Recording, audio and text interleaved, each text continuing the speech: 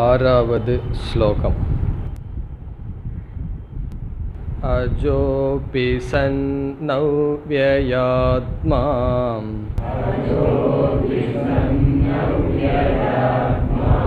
பூதானாமீஸ்வரோபி Sun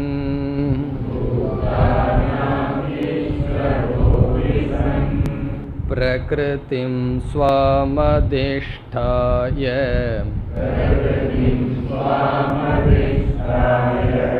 சம்பவாம்யாத்ம மாயையா.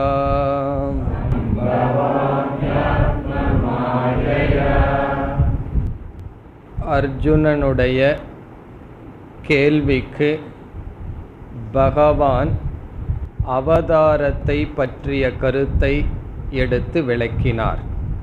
அவதாரம் என்பது இறைவனால் எடுக்கப்படுகின்ற ஒரு ஷரீரம். எதற்காக இறைவன் உடலை எடுக்கின்றார் என்பதை பகவான் கூற இருக்கின்றார். தர்மத்தை நிலைநாட்டுவதற்காக இறைவனால் எடுக்கப்படுகின்ற ஒரு ஷரீரத்திற்கு அவதாரம் என்பது பெயர். சென்ற வகுப்பில் பார்த்தோம், நம்முடைய உடல் பாதுகாப்புடன் இருக்க வேண்டும் என்றால் வெளியிருந்து வருகின்ற நோயிலிருந்து தன்னை பாதுகாத்து கொள்ளும் சக்தி இருக்கின்றது. பாதுகாக்கின்ற சக்தியானது எப்பொழுது உடலுக்கு இடையூறு வருமோ அப்பொழுதுதான் அது வெளிப்படும். மற்ற நேரத்தில் அந்த சக்தியானது வெளிப்படாது. உதாரணமாக, நாம் உணவை வாயினுள் இட்டால் அது உள்ளே செல்ல வேண்டும். ஆனால் உடலுக்கு தீங்கான ஒன்று இருந்தால் அது வெளித்தள்ளுகிறது. அந்த வெளித்தள்ளுகின்ற சக்தியானது உடலை பாதுகாக்கின்ற சக்தி. அந்த சக்தி எப்பொழுது வெளிப்படும் என்றால், எப்பொழுது உடலுக்கு ஆபத்தோ அப்பொழுதுதான் வெளிப்படும், மற்ற நேரத்தில் வெளிப்படாமல் இருக்கும். அவ்விதத்தில் இந்த உலகமே இறைவனுடைய உடல் என்றால், இந்த உலகம் எதனால் நிலை பெறுகிறது என்றால் தர்மத்தால். தர்மத்திற்கு ஆபத்து ஏற்பட்டு அதர்மம் மேலோங்கும் பொழுது உலகமானது சீராக நடைபெறாது. நம்முடைய உடல் எப்படி உடலுக்கு தீங்கான ஒன்று வந்தால் சீராக நடைபெறாதோ அவ்விதம் நடைபெறாது. அப்பொழுது பகவான் எடுக்கின்ற, பகவான் வெளிப்படுத்துகின்ற சக்தி, ஒரு சக்தி வெளிப்படுத்தி அதர்மத்தை நீக்குகின்றது. அந்த சக்திக்கு அவதாரம் என்று பார்த்தோம். இனி ஒரு விதத்தில் அவதாரத்தை பார்க்கும் பொழுது, எந்த ஒரு உடலும் கர்மத்தினுடைய வினையில் தான் தோன்றியிருக்க வேண்டும். ஜீவனுடைய உடலானது தன்னுடைய பாப புண்ணியம், யாரிடமெல்லாம் சம்பந்தம் வைக்கின்றானோ அவர்களுடைய பாப புண்ணியம், இவ்விதம் வெஷ்டி கர்ம சமஷ்டி கர்ம இரண்டினுடைய சேர்க்கையில் வருகின்றது. பிறகு ஈஸ்வரன் என்ன பாவம் செய்தார் உடலை எடுக்க என்ற கேள்வி வரும்பொழுது நாம் பதில் பார்த்தோம். இறைவனுக்கு தனிப்பட்ட பாப புண்ணியம் இல்லை, சமஷ்டி கர்மம் தான் இருக்கின்றது. அதனுடைய பொருள், இறைவன் எந்த உருவத்தை எடுக்க வேண்டும் என்பது சமுதாயம் அப்பொழுது இருக்கின்ற சூழ்நிலை நிர்ணயிக்கும். பகவான் நரசிம்ம அவதாரம் எடுக்க வேண்டும் என்பது அவருடைய சாய்ஸ், அவர் தேர்ந்தெடுத்தது அல்ல. காரணம், அந்த உடல் எடுத்தால்தான் அந்த அரக்கனை நாசம் செய்ய முடியும். அந்த விதத்தில் அவன் வரம் கேட்டுள்ளான். அதேபோல் மனித சரீரம், ராமராகவோ கிருஷ்ணராகவோ அவருடைய சரீரம் அந்த சூழ்நிலை, அந்த ஷரீரத்தை வேண்டி நிற்கின்றது. இவ்விதத்தில் கர்மத்தினுடைய அடிப்படையில் அவதாரத்தை பார்த்தோம். பிறகு தர்மத்தினுடைய அடிப்படையில் அவதாரத்தை பார்த்தோம். இனி ஆறாவது ஸ்லோகத்திற்கு வந்தால், இதனுடைய அர்த்தத்தை மட்டும் சென்ற வகுப்பில் பார்த்தோம். இப்பொழுது விளக்கத்திற்கு செல்ல வேண்டும். அஜோபிசன் அவ்யயாத்மா. பகவான் தன்னை கூறுகின்றார், அகம் அஜக, நான் உண்மையில் பிறக்காதவன், அவ்யயாத்மா, அழியாதவனாக நான் இருக்கின்றேன், பூதானாம் ஈஸ்வரக அபிசன், எல்லா ஜீவராசிகளுக்கும் நான் தலைவனாக இருக்கின்றேன், பிரகிருதிம், இப்படி நான் இருந்த போதிலும், ஸ்வாம் பிரகிருதிம் அதிஷ்டாய, என்னுடைய மாயையை என்னுடைய வசத்தில் வைத்து, சம்பவாமி, நான் தோன்றுகின்றேன், ஆத்ம மாயையா, என்னுடைய மாயையின் வசத்தால் நான் தோன்றுகின்றேன். இந்த அளவு சென்ற வகுப்பில் பார்த்தோம். இப்பொழுது இந்த ஸ்லோகத்திற்கு சில சொற்களுக்கு விளக்கம் பார்க்கலாம். பிறப்பு என்றால் என்ன என்றால், பல லட்சணம் சாஸ்திரத்தில் சொல்லப்படுகின்றது. பர்த், பிறப்பு என்றால் என்ன? ஒரு லட்சணம் என்னவென்றால், சூக்ஷ்ம சரீரம் ஸ்தூல சரீரத்தை எடுத்தல், அது பிறப்பு. சூக்ஷ்ம சரீரஸ்ய ஸ்தூல சரீர கிரகணம். நம்முடைய மனம் சூக்ஷ்ம சரீரம், அதை ஜீவன் என்று சொல்கின்றோம். அந்த ஜீவனானவன் வேறு ஒரு ஸ்தூல சரீரத்தை எடுப்பதற்கு பிறத்தல் என்று பெயர். இங்கு பகவான் என்ன சொல்றார்? எனக்கு பிறப்பு இல்லை என்றால் நான் ஒரு சூக்ஷ்ம சரீரமான ஜீவாத்மா அல்ல என்பது பொருள். நான் ஒரு சூக்ஷ்ம சரீரமாக ஜீவாத்மாவாக இருந்தால் நான் ஒரு ஸ்தூல சரீரத்தை எடுக்கலாம். நானே அனைத்து பிரகிருதிக்கும் ஈஸ்வரனாக இருக்கின்றேன். எல்லா பூதங்களுக்கும் ஈஸ்வரனாக இருக்கின்ற நான் எப்படி பிறக்க முடியும் என்பது ஒரு கருத்து. இனி பிறப்புக்கு இனி ஒரு லட்சணம் கூறுகிறார்கள். சேதனஸ்ய அச்சேதன சம்யோக சம்பந்தக. சேதனமான அறிவுடைய ஒன்றுக்கு ஜடமான ஒன்றுடன் ஏற்படுகின்ற சம்பந்தம், ரிலேஷன்ஷிப். சைத்தன்ய சொரூபமான ஆத்மாவுக்கு ஜடமான இந்த உடலுடன் ஏற்படுகின்ற சம்பந்தம் பிறப்பு. உண்மையில் ஒவ்வொரு மனிதனும் யார்? அறிவு சொரூபமானவர்கள், ஞான சொரூபிகள், சைத்தன்ய சொரூபம். அவர்கள் சூக்ஷ்ம சரீரத்தையோ ஸ்தூல சரீரத்தையோ பற்றி கொள்வதற்கு பெயர் பிறப்பு என்று சொல்லப்படுகிறது. இங்கு பகவான் சொல்றார், நான் சைத்தன்ய சொரூபமாக இருக்கின்றேன், ஏதோடும் ஒரு வசத்தினால் நான் சம்பந்தப்பட்டு பிறக்க வேண்டிய அவசியம் இல்லை. ஆகவே அஜக என்றால் பிறப்பற்றவன், ஸ்தூல சரீரத்தோடு எனக்கு சம்பந்தம் இருக்க வேண்டிய அவசியம் இல்லை. இப்படியெல்லாம் சொல்லிட்டு என்ன சொல்றார்? இருந்தாலும் நான் பிறக்கின்றேன் என்று சொல்றார் பகவான். பிறகு அவ்யயாத்மா என்றால் ஞானம், பகவானுடைய ஞானம் என்றும் மறைக்கப்படுவது அல்ல.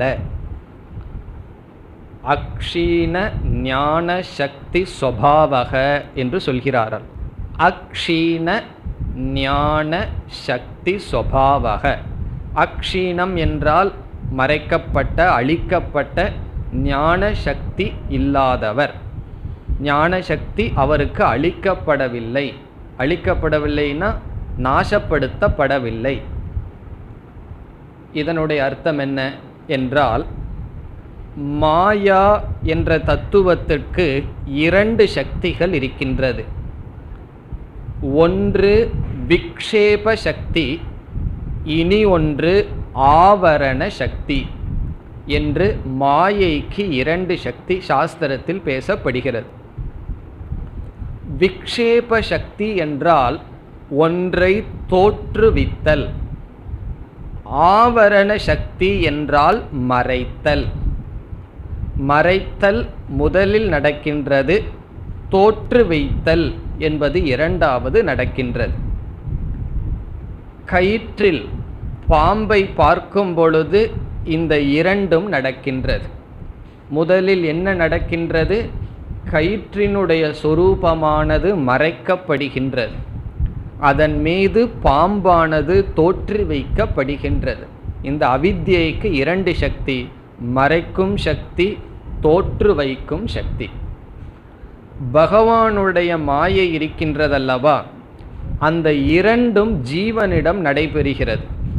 ஆனால் பகவானிடம் விக்ஷேப சக்தி மட்டும் நடைபெறுகிறது, ஆவரண சக்தி நடைபெறுவது இல்லை. இதனுடைய அர்த்தம் என்னன்னா, பகவானிடம் மாயை இருக்கும் பொழுது அந்த மாயை பகவானுடைய சொரூபத்தை மறைப்பதில்லை. அந்த மாயை ஜீவனிடம் வந்து விட்டால் அந்த மாயை ஜீவனுடைய அறிவை மறைத்து விடுகின்றது. இருக்கிறது ஒரு மாயை. பகவான்கிட்ட போனால் அந்த மாயை பகவானுடைய பிரம்மஸ்வரூபத்தை மறைப்பதில்லை. அதே மாயை ஜீவனிடம் வந்தால் அந்த மாயையானது ஜீவனை பந்தப்படுத்துகின்றது. அதனால தான் கடைசி சொல்லல பகவான் என்ன சொல்லியிருக்கார்? ஆத்ம மாயையா சம்பவாமி. என்னுடைய மாயை என்று பகவான் மாயையை ஒரு பொருளாக, தன்னுடைய சக்தியாக சொல்கிறார்கள். யாராவது பெருமையா என்னுடைய அறியாமையினால் இதை சாதித்தேன்னு சொல்லுவார்களா? மாயை என்பது நம்மை அறியாமல் செய் வைக்கின்ற சக்தி. அது நமக்கு பெருமை அல்ல, ஒரு மாலை அல்ல கொண்டாடுவதற்கு. ஆனால் ஈஸ்வரனுக்கு அது மாயை, அது மாலையாக இருக்கின்றது. நமக்கு பாம்புங்கிறது ஒரு பயத்துக்குரிய விஷயம், ஆனால் பகவானுடைய கழுத்தில் எப்படி இருக்கு? ஆபரணமாக இருக்கின்றது. இப்போ எது பந்தப்படுத்துமோ ஜீவனுக்கு, அது ஈஸ்வரனுக்கு ஆபரணமாக இருக்கின்றது. அதுக்கு இப்பொழுது பிராக்டிக்கலாக ஒரு உதாரணம் சொல்ல வேண்டும் என்றால், போலீஸ் நம்மை பந்தப்படுத்துபவர்களா பந்தப்படுத்தாதவர்களா என்றால், காவல்காரன் ஒரு திருடனுக்கு பக்கத்தில் இருக்கின்றான். ஒரு திருடனுக்கு பக்கத்தில் காவல்காரன் காவல் காக்கின்றான். அந்த போலீஸ் திருடனுக்கு எப்படிப்பட்டவன்? பந்தப்படுத்துபவனாக இருக்கின்றான். அதே போலீஸ் சீஃப் மினிஸ்டருக்கு பக்கத்தில் நின்று கொண்டு இருக்கின்றான், ஒரு மினிஸ்டருக்கு பக்கத்தில் நின்று கொண்டு இருக்கின்றார். அந்த போலீஸ் அவருக்கு எப்படிப்பட்டவர்? பாதுகாப்பை கொடுக்கின்றார். ஒரு மினிஸ்டருக்கு எவ்வளவு தூரம் பெருமைனா, எவ்வளவு போலீஸ் தன்னை சுற்றி இருக்கார்களோ அவ்வளவு தூரம் அவர்களுடைய ஸ்டேட்டஸ் அதிகம்.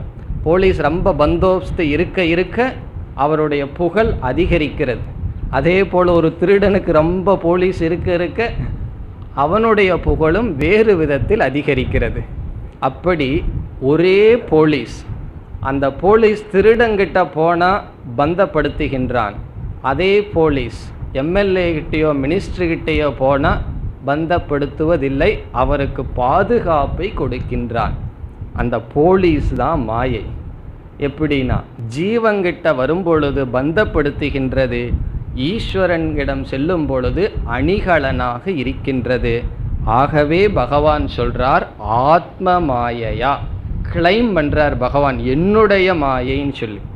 என்னுடைய மாயையினால் என்னை நான் தோற்று வைத்து கொள்கின்றேன். இப்போ அவ்யயாத்மான்னு சொன்னால் மாயையினிடம் இருக்கின்ற மறைக்கும் சக்தி என்னிடம் செல்லாது.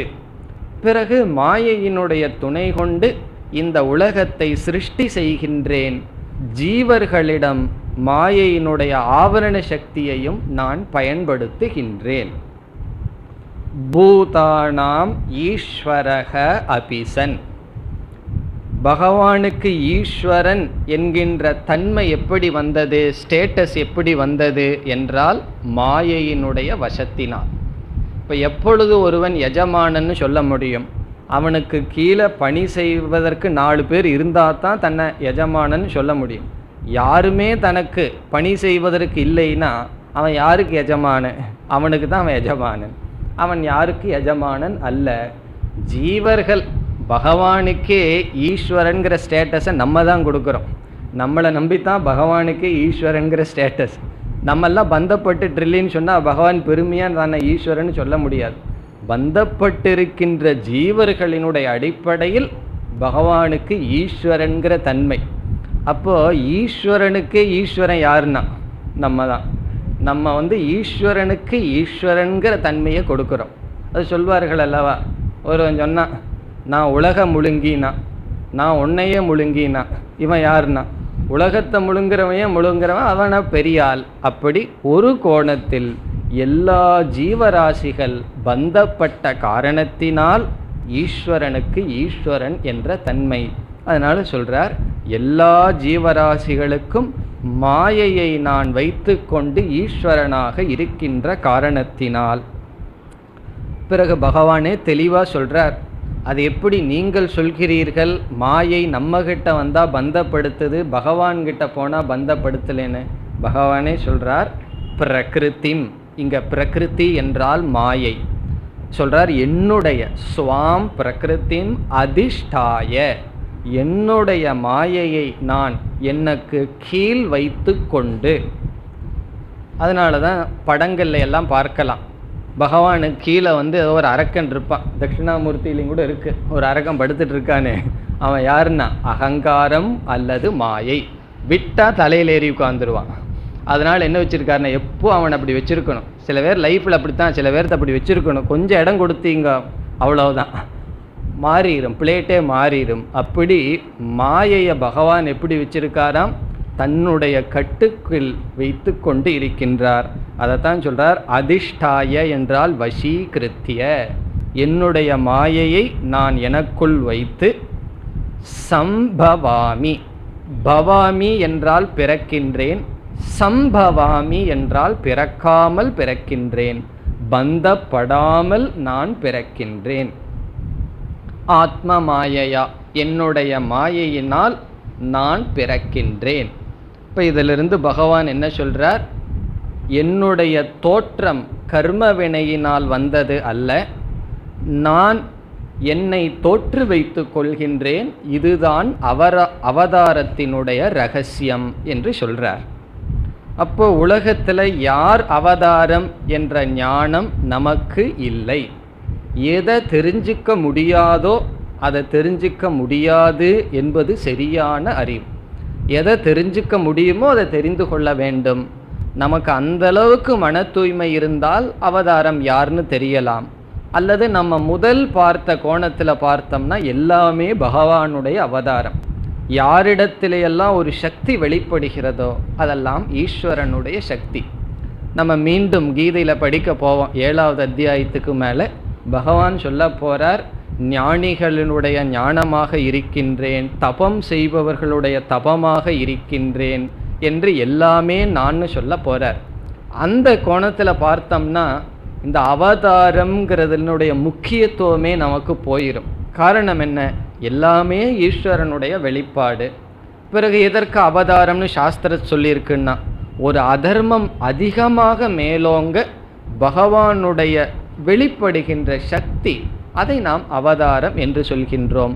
சில மகான்களை நம்ம அவதாரம் என்று சொல்வதில் தவறு கிடையாது.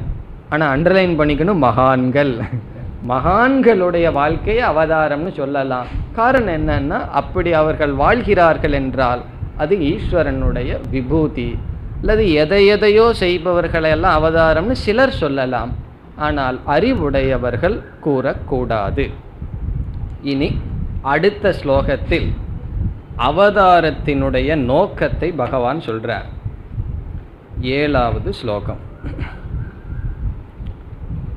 யதா யதா ஹி தர்மஸ்ய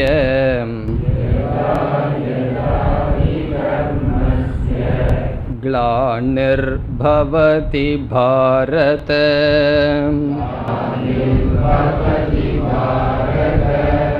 அப்யுத்தானமதர்மஸ்ய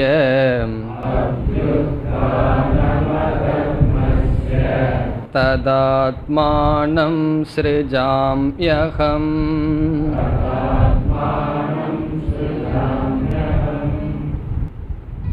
7, 8 2 ஸ்லோகங்களில் அவதாரத்தின் நோக்கம் சொல்லப்படுகிறது. Purpose of அவதாரா.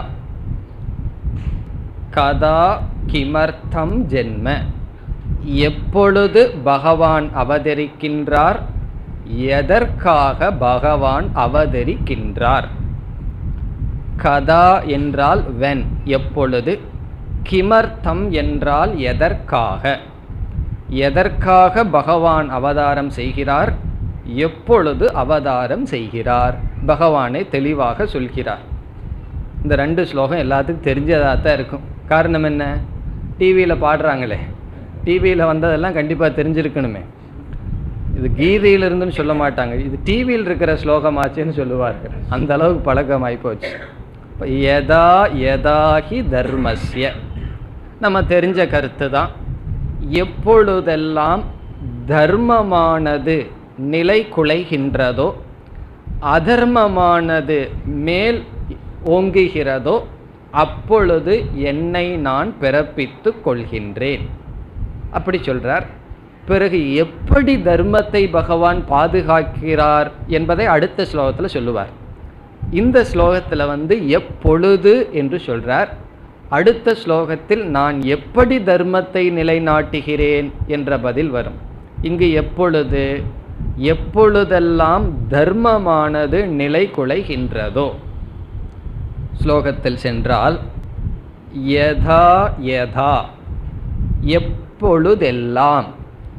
யதா யதா என்றால் whenever, எப்பொழுது எப்பொழுது. தர்மஸ்ய, தர்மத்தினுடைய. கிளானிகி என்றால், கிளானிகி என்றால் அதனுடைய இரக்கம், அதற்கு வருகின்ற நாசம்.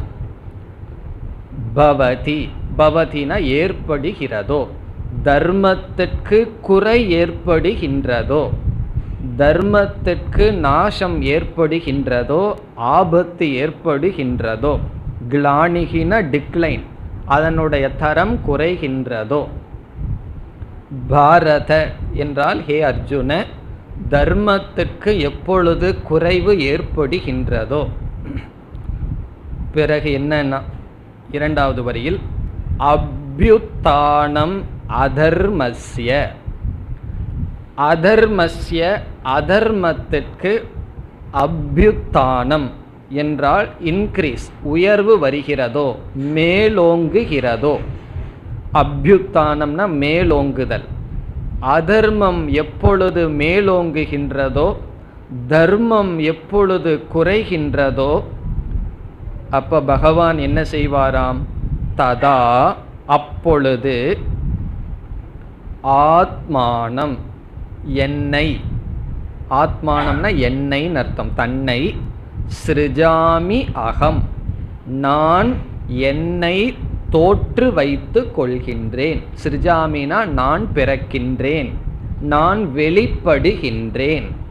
இந்த இடத்துல சிருஜாமினா மேனிஃபெஸ்ட், நான் என்னை தோற்று வைத்து கொள்கின்றேன்.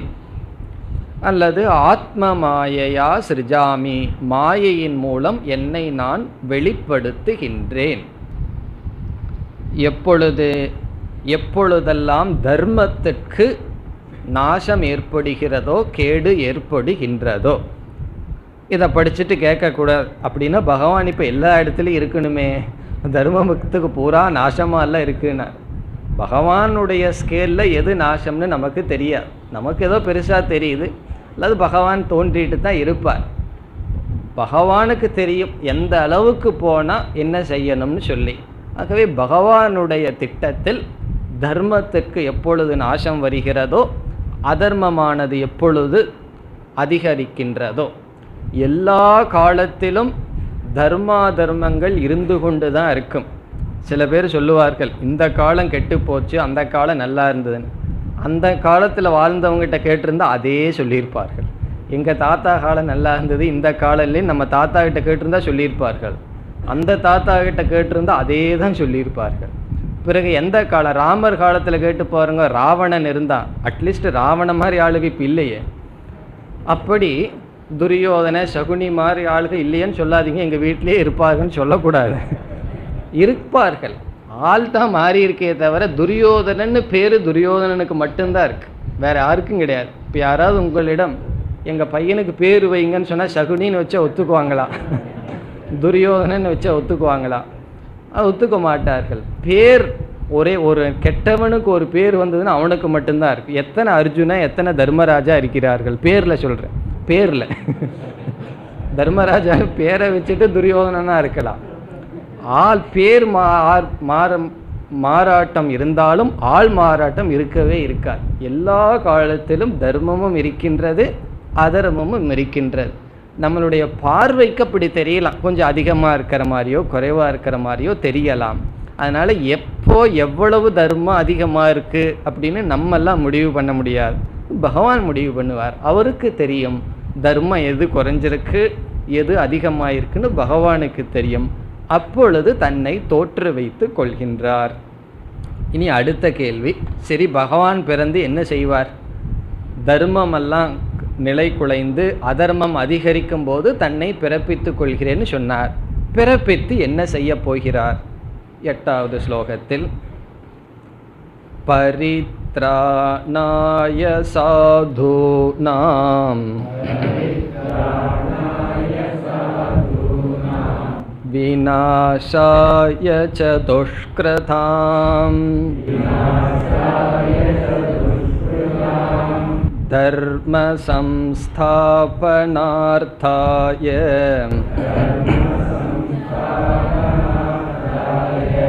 சம்பவாமி யுகே யுகே.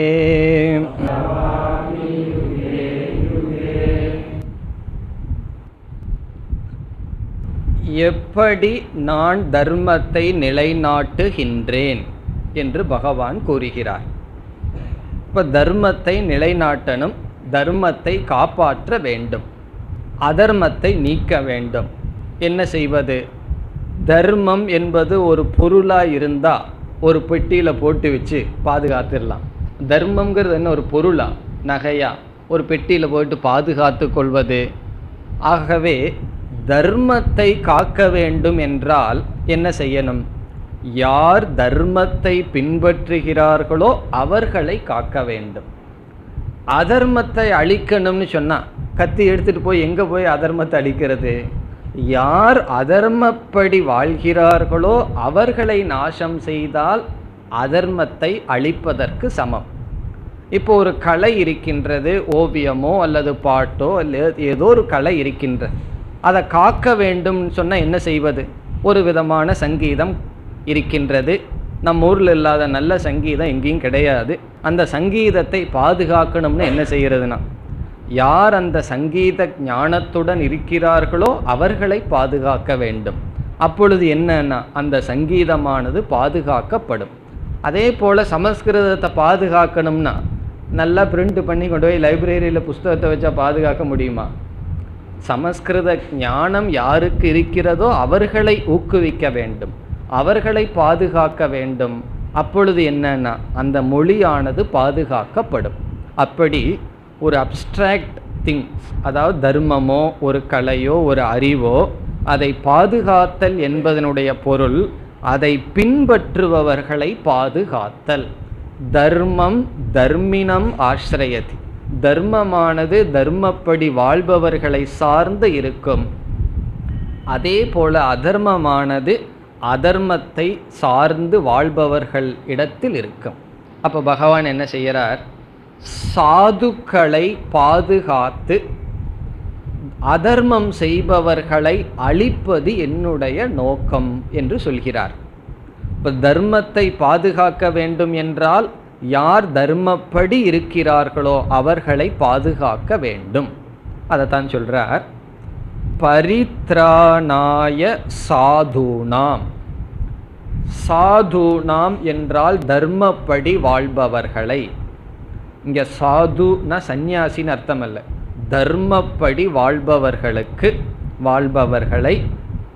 பரித்ராணாய காப்பாற்றுவதற்காக.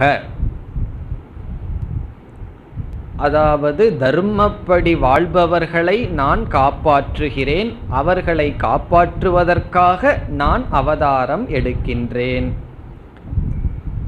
நல்லவர்களை மட்டும் காப்பாற்றிட்டே வந்துட்டு இருக்கோம் ஒரு இடத்துல, இனி ஒரு இடத்துல தவறான செய்பவர்களையும் பகவான் காப்பாற்றிட்டே வந்தார்னா அப்புறம் என்ன ஆகும்னா அவர்களை அழிக்க வேண்டும். அடுத்தது சொல்றார், விநாசாயச்ச துஷ்கிருதாம். விநாசாய என்றால் நாசம் செய்வதற்கு, அழிப்பதற்கு. யாரை? துஷ்கிருதாம். துஷ்கிருதகன பாவம் செய்பவர்கள், அதர்மப்படி வாழ்பவர்கள், அவர்களை நாசம் செய்பவதற்காக, சாதுக்களினுடைய காப்பாற்றுவதற்காக, அதர்மம் செய்பவர்களை நாசம் செய்பவதற்காக. இப்படி செஞ்சா என்ன நடக்கும்னு பகவான் சொல்றார் இரண்டாவது வரியில. தர்மப்படி வாழ்பவர்களை காத்தால், அதர்மப்படி வாழ்பவர்களை அழித்தால் என்ன நடக்குமாம்? தர்ம சம்ஸ்தாபனார்த்தாய. சம்ஸ்தாபனம் என்றால் நிலைநாட்டுதல். சம்ஸ்தாபனம். அர்த்தாய அதற்காக. எதை நிலைநாட்டுதல்? தர்ம. தர்மத்தை நிலைநாட்டுவதற்காக என்ன செய்கின்றேன்? சம்பவாமி யுகே யுகே. இனி அடுத்த கேள்வி, எப்பொழுது பகவான் பிறக்கின்றார்? UK UK. இதை நேரடியாக பார்த்தோம்னா ஒவ்வொரு யுகத்தில்னு அர்த்தம் வரும். அப்படி பொருள் அல்ல. யுகே யுகே என்றால் எந்தெந்த காலத்தில் அவசியமோ அந்தந்த காலத்தில் என்று பொருள். அந்தந்த காலத்தில், ரெலவெண்ட் டைம் அப்படின்னு அர்த்தம். ஒவ்வொரு யுகத்தில்னு சொன்னால் அந்த யுகத்தில் பகவான் முடிச்சிட்டார், அதுக்கப்புறம் பிறக்க மாட்டார்னு அர்த்தம் அல்ல. அவ்வப்பொழுது என்பதுதான் டிரான்ஸ்லேஷன். அவ்வப்பொழுதுன்னா எவ்வப்பொழுது நம்ம பார்த்தோம். எப்பொழுது அதர்மம் மேலோங்குகின்றதோ, தர்மமானது கீழ் வருகின்றதோ, அவ்வப்பொழுது என்னை நான் தோற்று வைத்து கொள்கின்றேன். இப்போ யுகே யுகே சம்பவாமி. இப்போ இதை படித்தோம்னா நமக்கு என்ன தோன்றுகிறது? பகவானும் கூட இந்த வேலை செய்கிறாரோ, ஒருத்தரை காப்பாற்றுறது, ஒருத்தரை நாசம் பண்ணுறது. இப்போ பகவான் ஒருத்தரை அழிக்கின்றாரே, கொலை செய்கின்றாரே என்று நமக்கு தோன்றலாம். இப்போ ஒருவன் ஒரு கத்தியை எடுத்துகிட்டு வர்றான், கத்தியை எடுத்துகிட்டு ஒருத்தனை கொலை பண்ண போகிறான். நம்ம கஷ்டப்பட்டு அவனுடைய கத்தியை பிடுங்கிட்டோம்னு வச்சுக்கோமே. அப்படி பிடுங்கும் பொழுது அவனுடைய கையில் கொஞ்சம் காயம் பட்டுருது. அவனுக்கு நம்ம நல்லது பண்ணியிருக்கிறோமா கெட்டது பண்ணுறோமா? அவன் அப்படியே விட்டிருந்தோம் அப்படின்னா கொலைங்கிற பாபத்தை செய்திருப்பான். அந்த பாபத்தை செய்யாமல் மீண்டும் மீண்டும் பாபத்தை அந்த ஜீவாத்மா செய்யாமல் தடுக்க முதலில் அவனிடம் இருக்கின்ற ஆயுதத்தை பறிக்க வேண்டும். அந்த ஆயுதத்தை பறிச்சிட்டோம்னா என்னன்னா அடுத்த பாவத்தை, ஏற்கனவே பாவம் பண்ணதுனால தான் கத்தியை தூக்கிட்டு போகிறான், மீண்டும் பாவத்தை செய்ய மாட்டான். அதே போல பகவான் அவர்களை நாசப்படுத்துறதுன்னு சொன்னால் ஸ்தூல சரீரத்தை எடுத்துடுறார். இனி இந்த ஸ்தூல சரீரத்தில் நீ இருக்காதப்பா, இருந்தீன்னா இனியும் பாவம் பண்ணிகிட்டு இருப்ப, அதனால் இந்த சரீரத்தை விட்டுரு. அப்படி விட்டு விட்டால் அடுத்த சரீரம் வேற ஏதாவது கிடைக்கும், நீ மீண்டும் முயற்சி செய்யன்னு சொல்லி நம்முடைய பாபத்துக்கு காரணம் ஸ்தூல சரீரம். ஸ்தூல சரீரம்ங்கிறது நம்முடைய உடல் ஜீவாத்மாவுக்கு கருவியாக இருக்கின்றது. அது யோசிச்சு பார்த்தா தெரியும். இந்த உடல்ல ஆரோக்கியம் இருக்கிற வரைக்கும் தான் பாவமே பண்ண முடியும். புண்ணியம் சரி பாவமும் சரி. கை காலெல்லாம் வலியற்று போயிடுதுன்னு வச்சுக்கோமே, சக்தி இல்லைன்னு வச்சா யாரை அடிக்க முடியும், என்ன பாவம் பண்ண முடியும்? அப்போ இந்த உடல் நாம் பாபம் பண்ண கருவியாக இருக்கின்றது. பாபம் பண்ணுறதுக்கு மட்டுமல்ல, புண்ணியத்திற்கும் பாபத்திற்கும் கருவியாக இருக்கிறது. ஒருவனுடைய புத்தி அவ்வளவு தூரம் மோகப்பட்டு இந்த உடலை பாபத்திற்கே என்று பயன்படுத்தும் பொழுது அவனுடைய உடலை அழிப்பது யாருக்கு நல்லது?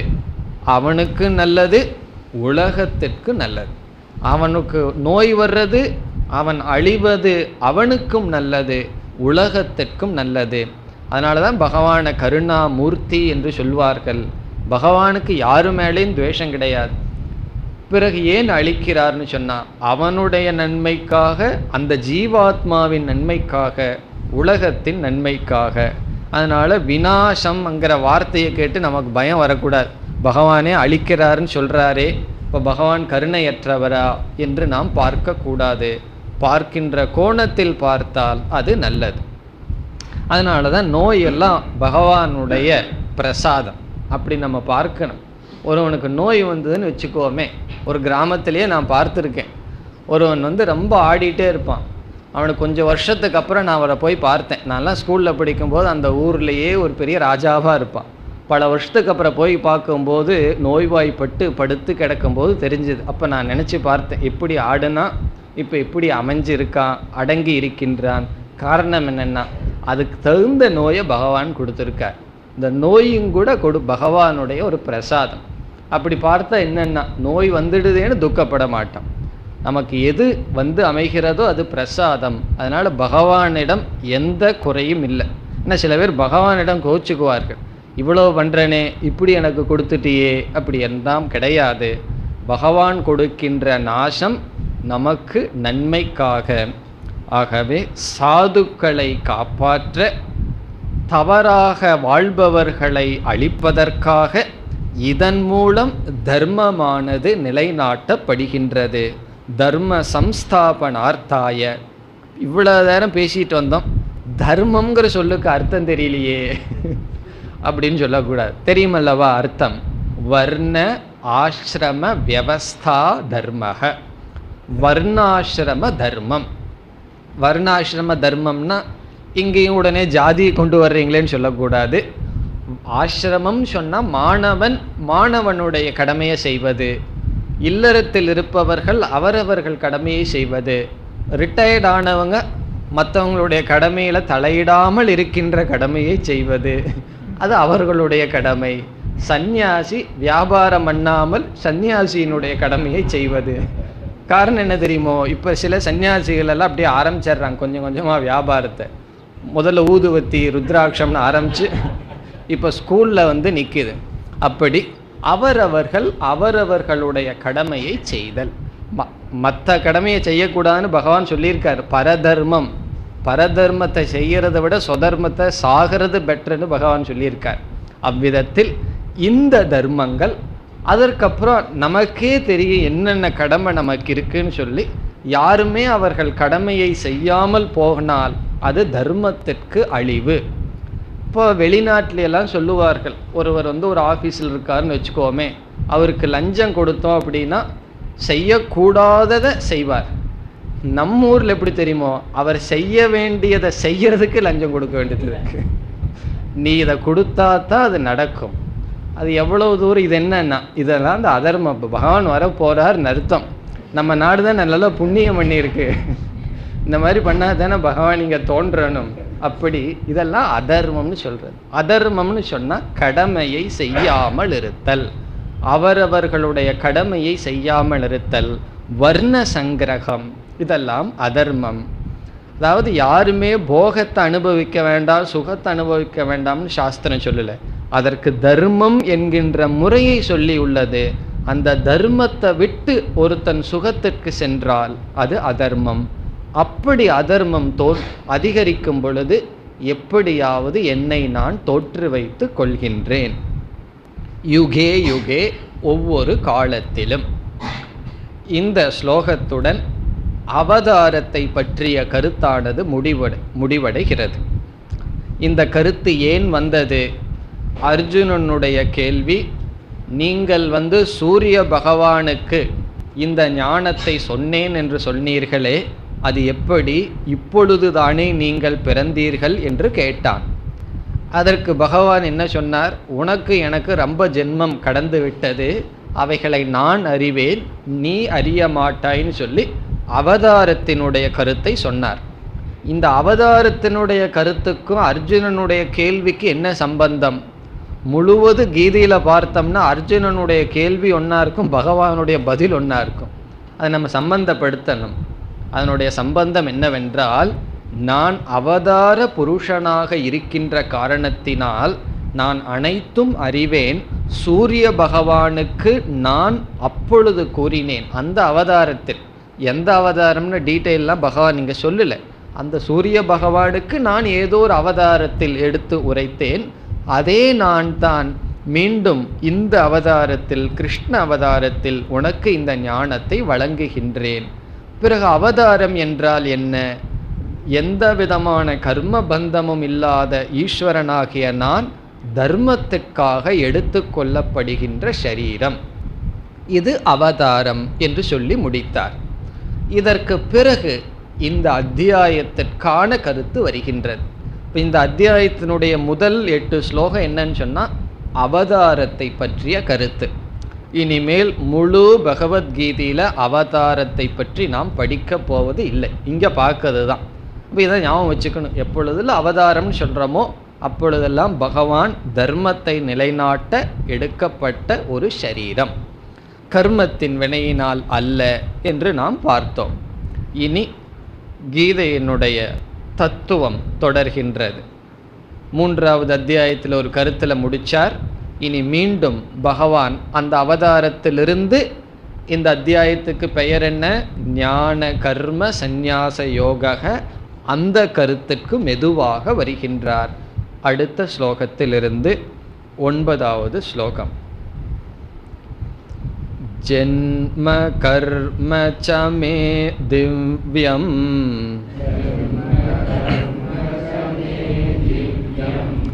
ஏவம் யோ வேத்தி தத்வதஹ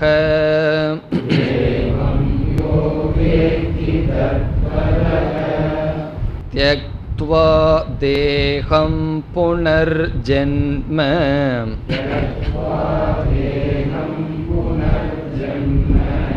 நைதி மாமேதி சோர்ஜுன.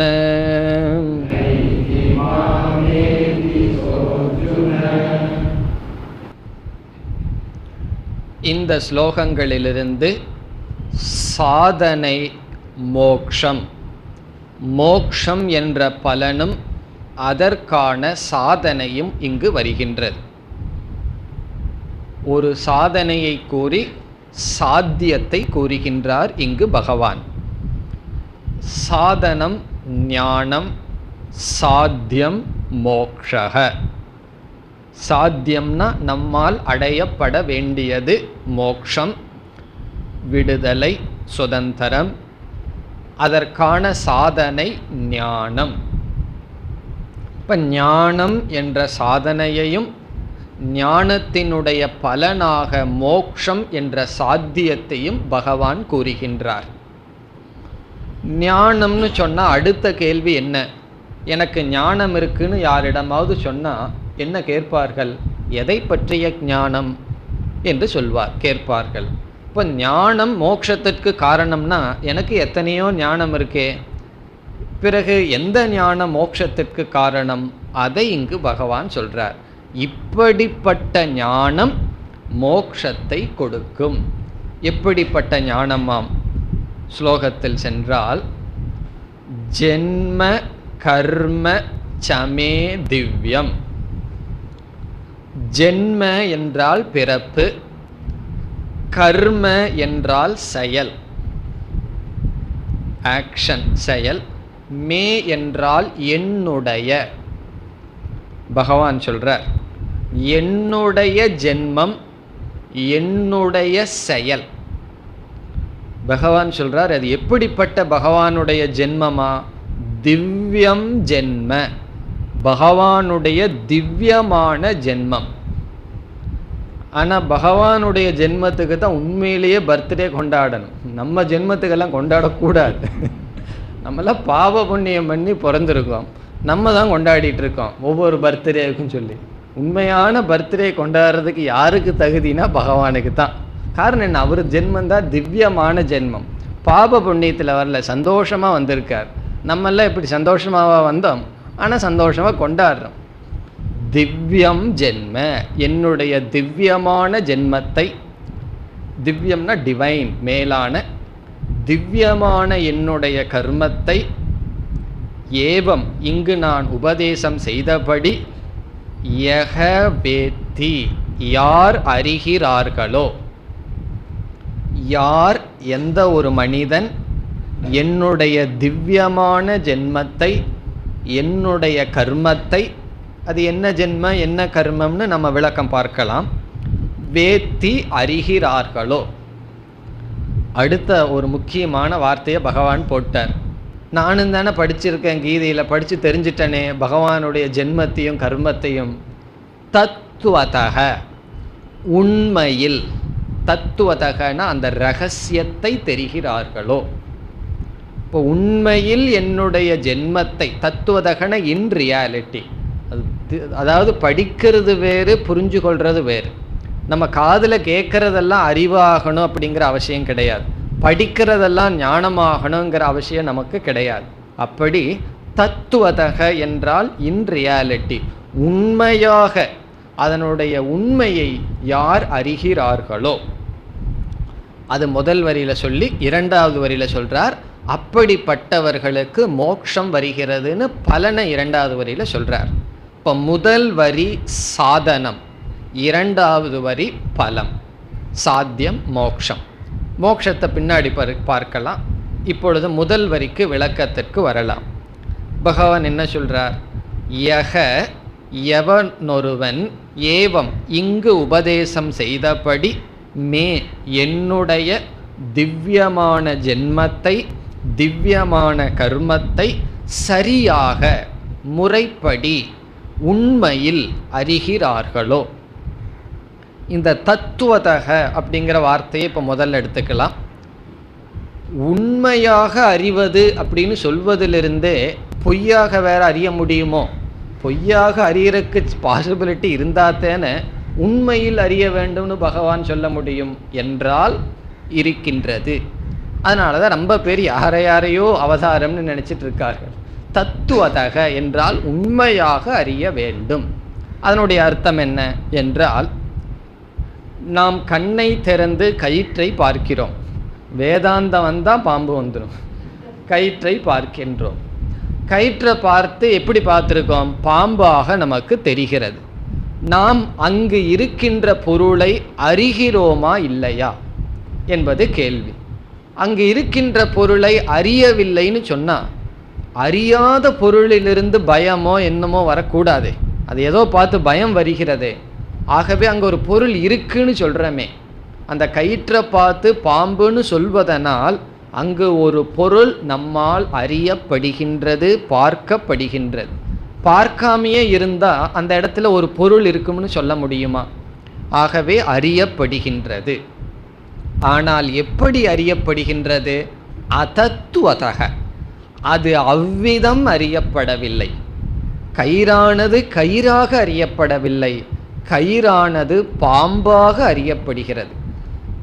ஞானம் வந்ததற்கு பிறகு அது கயிறு என்ற ஞானம் வந்தால் அதைத்தான் பகவான் இங்கு சொல்றார், தத்துவதக வேத்தி, அதை அவ்விதம் அறிதல். தவறாக புரிந்து கொள்ளாமல் சரியாக புரிந்து கொள்ளுதல். அப்படி யார் புரிந்து கொள்கிறார்களோ அவர்களுக்கு மோட்சம். அப்போ ஈஸ்வரனை பற்றிய அறிவு நமக்கு தேவை. கௌடபாதர் சொல்ல போறார், அடுத்த உபனிஷத் பார்க்க போகின்றோம். அதாவது அபயே பயதர்ஷினக, ஈஸ்வரன் எப்படிப்பட்டவரா? அபய சொரூபம். அந்த பகவானை நினச்சி தானே ரொம்ப பேர் பயந்துக்கிறாங்க. நாஸ்திகர்களுக்கு அட்லீஸ்ட் அந்த பயமாவது இல்லை, வேற லோக்கல் பயம்தான். பகவானை நம்புபவர்களுக்கு ஒரு எக்ஸ்ட்ரா பயம்.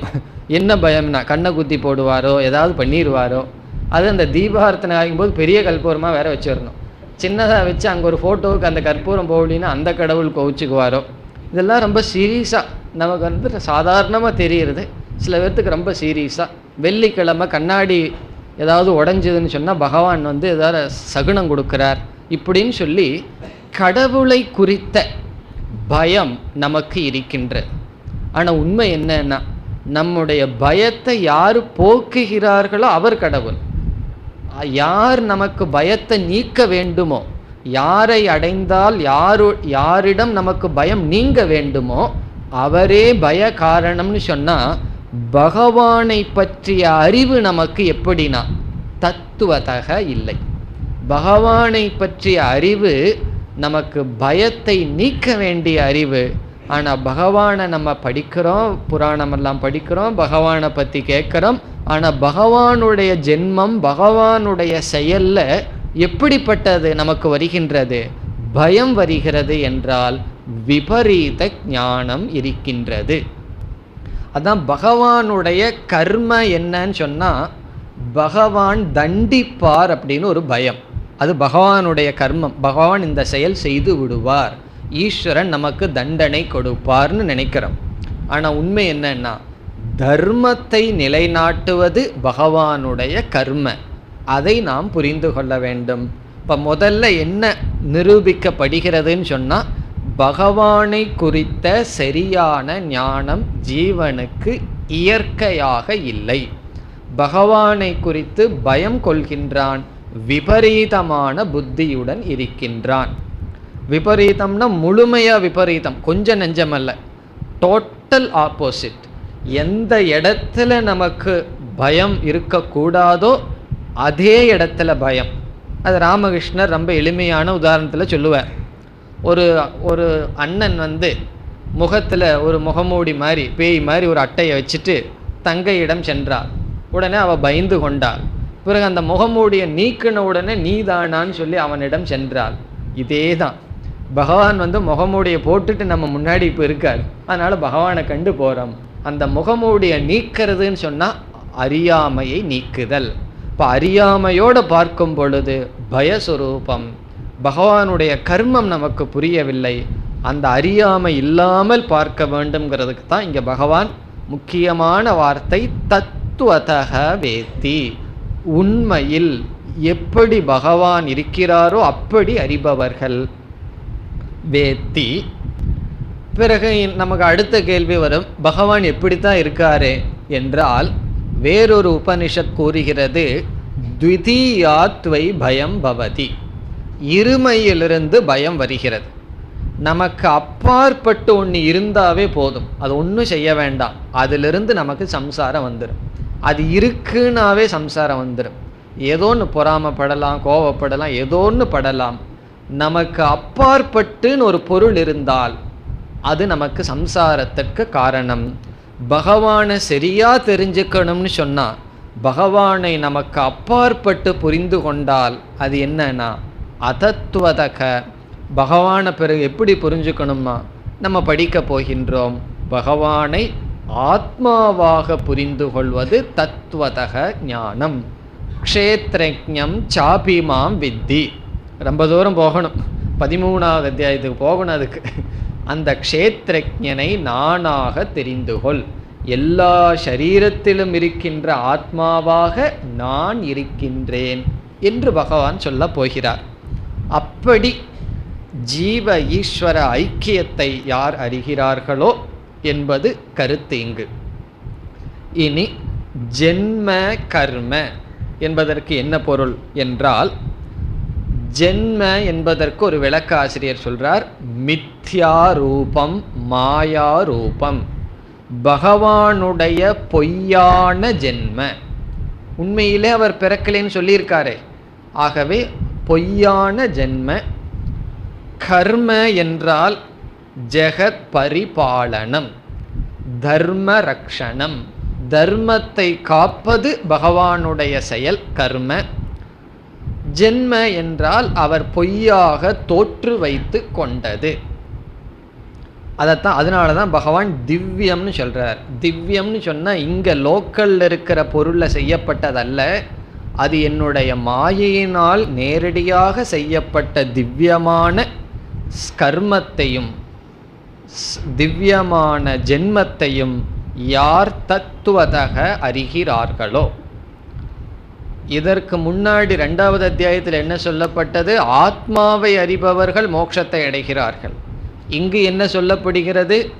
ஈஸ்வரனை அறிபவர்கள் மோட்சத்தை அடைகிறார்கள். அப்படின்னு என்ன அர்த்தம்?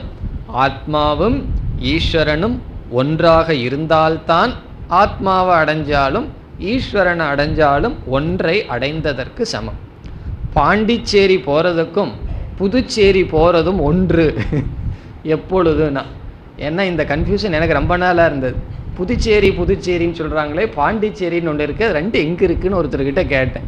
கொஞ்சம் அப்புறம் தத்துவமசி உபதேசம் பண்ணார். புதுச்சேரி தான் பாண்டிச்சேரி. இப்போ பாண்டிச்சேரி போட்டேன், புதுச்சேரி போயும் நான் அடைந்து விட்டேன்னா எப்போன்னா, ரெண்டு பெயர் ஒரே ஸ்தானம். ஜீவக ஈஸ்வரங்கிறது ரெண்டு பெயர், இருக்கிற தத்துவம் ஒன்று. இதை யார் அறிகிறார்களோ. பிறகு அவர்களுக்கு என்ன பலமாம்? இரண்டாவது உரையில் சொல்றார், தியக்துவா தேகம். இங்கு பகவான் விதேக முக்தியை பற்றி பேசுறார். அவர்கள் மோட்சத்தை அடைஞ்சு ஷரீரத்தை விட்டதற்கு பிறகு நிலை என்னன்னு சொல்றார். தியக்துவா என்றால் விடப்பட்டு, தேகம் உடலை விடப்பட்டு, புனர்ஜென்ம மீண்டும் பிறப்பை நைதி ந ஏதி அடைவதில்லை. ந ஏதி என்றால் அடைவதில்லை. அவர்கள் தேகத்தை விட்டுன ஸ்தூல தேகத்தை விட்டதற்கு பிறகு மீண்டும் பிறப்பை எடுப்பது இல்லை. பிறகு எங்கே தான் அவர்கள் போவார்கள்? பிறப்பு எடுக்காம எங்கே போவார்கள்? பகவான் சொல்றார், மாம் ஏதி சக, அவர்கள் என்னை அடைகிறார்கள். அர்ஜுன, ஹே அர்ஜுனா, ஹே அர்ஜுன, அவர்கள் என்னை அடைகிறார்கள். மாம் ஏத்தின்னு சொன்னால் இதனுடைய அர்த்தம் என்ன? பகவான் ஒரு இடத்துல இருக்கார், இந்த ஜீவன் அவனிடம் போகிறான் என்பது பொருள் அல்ல. ஈஸ்வர சொரூபமாக அவர்கள் இருக்கிறார்கள் என்பது பொருள். திடீர்னு பகவான் மோட்சத்திற்கான ஞானத்தை பற்றி பேசுகிறார். நமக்கு ரொம்ப தூரமாக தெரிஞ்சாலும் தப்பு இல்லை, பரவாயில்ல. பிறகு என்னன்னா, இந்த ஞானத்திற்கு இந்த பலன் என்று சம்பந்தப்படுத்துகின்றார் பகவான். இப்போ தியக்துவா தேகம் புனர்ஜென்ம நைதி என்பது விதேக முக்தியை குறிக்கின்றது. ஜீவன் முக்தி, விதேக முக்தின்னு சாஸ்திரத்தில் நம்ம சொல்கின்றோம். ஜீவன் முக்தின்னு சொன்னால் இந்த ஞானத்தை அடைந்ததற்கு பிறகு பிராரப்த கர்மம் இருக்கும் வரை ஒருவன் மன நிறைவுடன் இருப்பது ஜீவன் முக்தி. விதேக முக்தி என்றால் அவனுடைய பிராரப்தம் முடிந்ததற்கு பிறகு ஸ்தூல சரீரமானது எப்படி இது ஆரம்பிக்கப்பட்ட ஸ்தூல பஞ்சபூதத்தோடு கலந்து விடுகிறதோ, அதேபோல நம்முடைய சூக்ஷ்ம சரீரமும் சூக்ஷ்மமான பஞ்சபூதத்தினால் ஆனது. நமக்கு 17 அல்லது 19 சூக்ஷ்ம சரீர அங்கங்கள் இருக்கின்றது என்று படிக்கப்பட்டது 2வது அத்தியாயத்தில். அதாவது 5 ஞானேந்திரியம், 5 கர்மேந்திரியம், 5 பிராணன், பிராணசக்தி, மனம், புத்தி, சித்தம், அகங்காரம், இவைகளெல்லாம் சூக்ஷ்ம சரீரம் சொல்கிறோம். இதுவும் 5 சூக்ஷ்ம பூதங்களினால் சேர்ந்தது. இதுவானது ஞானம் அடைந்ததற்கு பிறகு அந்தந்த சூக்ஷ்ம பூதத்துடன் சேர்ந்து விடுகிறது. பிறகு ஆத்மா என்னன்னா, வேறொரு சூக்ஷ்ம சரீரத்தை பற்றாமல் பிரம்மஸ்வரூபமாக இருக்கும். அதைத்தான் பகவான் மாம் ஏதி, என்னை அடைகிறார்கள் என்று கூறுகிறார். இதை கேட்ட உடனே நமக்கு ஒரு சந்தேகம் வரும். அது எப்படி திடீர்னு போய் ஒருவரை பகவானை இவ்வளவு தூரம் அடைய முடியுமா? நம்ம பிரார்த்தனை பண்ணிகிட்ருக்கோம், பகவானுக்கு நமக்கு எவ்வளவு தூரத்தை நம்ம வச்சிருக்கிறோமே என்றால், அடுத்த ஸ்லோகத்தில் பகவான் அழகாக சொல்ல போகிறார். உண்மைதான், நான் ஈஸ்வரன்னு தெரிந்து கொள்வது கடைசி நிலை. அதற்கு முன் படிப்படியாக பக்குவப்பட்டு இந்த ஞானத்திற்கு வந்தார்கள் என்று ஒரு சாதகன் எப்படி படிப்படியாக வருகின்றான். முதல்ல ஈஸ்வரன் வேறு தான் வேறுன்னு தான் இருப்பான். பிறகு பக்தி செலுத்துகின்றான், ஈஸ்வரனிடம் சரணடைகின்றான், ஞானத்தை பெறுகின்றான், பிறகு இந்த பலனுக்கு வருகின்றான் என்று இது ஹையஸ்ட் நிலையில் பகவான் பேசுகிறார். அடுத்த ஸ்லோகத்தில் லோயஸ்டிலிருந்து போவார், கீழிருந்து போக போகிறார். ஆரம்பத்திலிருந்து ஒரு சாதகன் இங்கு சொல்லப்பட்ட மோட்சம் வரை எப்படி படிப்படியாக போகிறான் என்பது அடுத்த ஸ்லோகம். அதை அடுத்த வகுப்பில் பார்க்கலாம். ஓம் பூர்ணமத பூர்ணமிதம் பூர்ணாத் பூர்ணமுதச்யதே பூர்ணஸ்ய பூர்ணமாதாய பூர்ணமேவாவசிஷ்யதே. ஓம் சாந்தி சாந்தி சாந்தி.